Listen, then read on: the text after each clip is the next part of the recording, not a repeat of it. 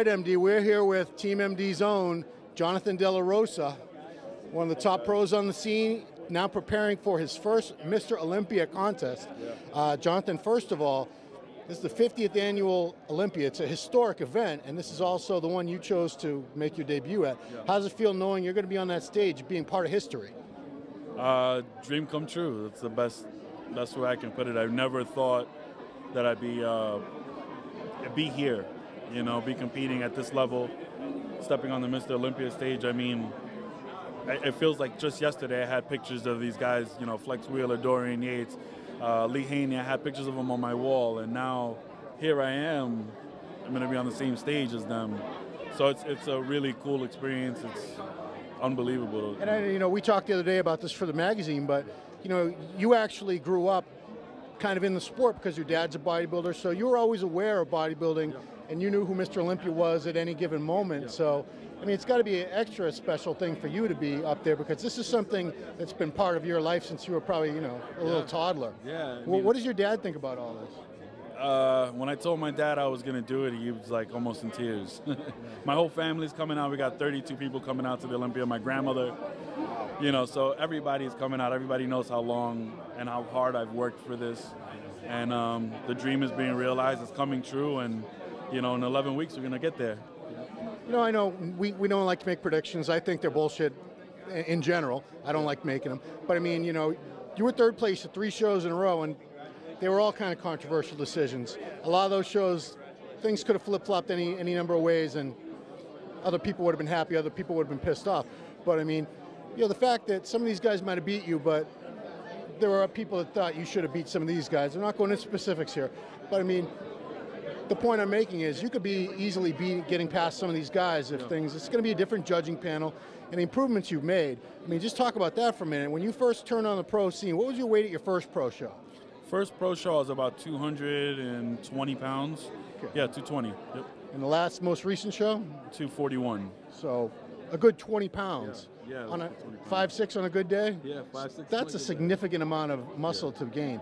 And you know, you've kept your waist tight, proportions are all there.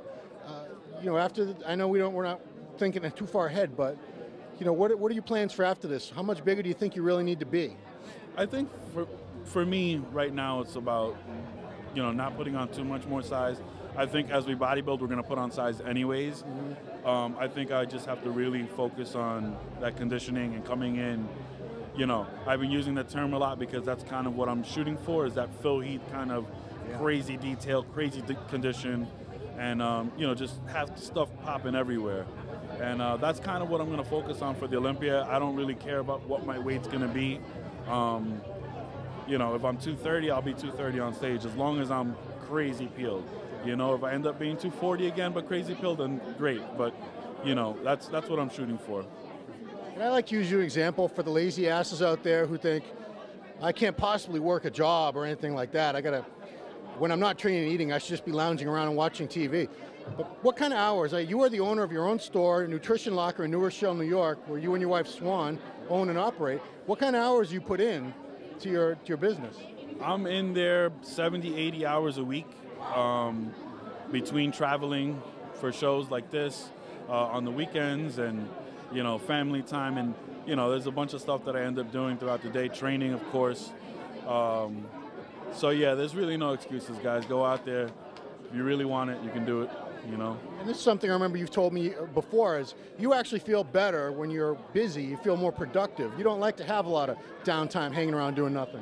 Yeah, and I think a lot of people misconstrue that, you know, that I like being busy. I was brought up to work. You know, you work, you pay your bills, you be responsible, and, you know, I pride myself on taking after my dad and doing just that, being able now to provide for my wife and my family. It's not that I don't make bodybuilding a priority in my life, it's just one of my priorities in my life. And I think that a lot of other people nowadays kind of misconstrue that, and they're like, oh, well, he doesn't like bodybuilding that much because he's working so much. Well, you know, they say the proof is in the pudding, and if that were the case, you wouldn't be improving every year, and you have definitely improved every single year, every single show, which I think is something you've always made a point to do. Well, I think for me, it's like I said, the gym, competing, everything, that I do this for me. You know, I appreciate the fans. I appreciate everybody who supports me and loves me and wants to see me do well. But at the end of the day, I get in the gym, and it's me and the weights, you know, and that to me completes my world. It makes everything right in the world, and that's what I do it for. You know what I mean? Well, you're just a really good example, I think, for how you can live a balanced lifestyle with bodybuilding as part of it and still be at the top of your game like you are. So Thank you. appreciate you showing people that it can be done. Thank you. Yeah. All right, man. Well, we'll be seeing more of Jonathan, I'm sure, leading up to the Mr. Olympia contest. Yep. He's going to be tightening all this mass up, and it's going to be something to see. Yep. Thank you, Jonathan. For MD, we're out.